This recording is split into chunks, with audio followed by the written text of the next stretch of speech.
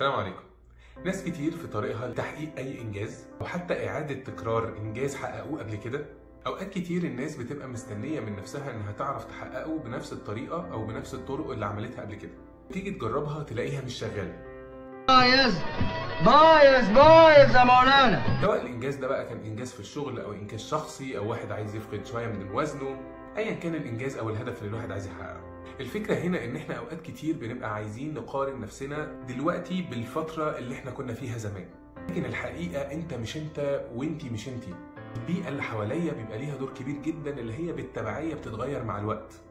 فاللي انا حققته من 2-3 وجيت اجرب نفس الطريقه ممكن الاقيها مش شغاله قوي علشان البيئه اللي حواليا دلوقتي، نضجي، تفكيري، تجاربي، كل الحاجات دي غيرت في منظومه تحقيق اي هدف او انجاز. فالخطوه الاساسيه هنا اعمل ايه؟ طيب ان انا ابدا اقيم الهدف اللي انا عايزه وابدا اقيم البيئه اللي انا فيها دلوقتي.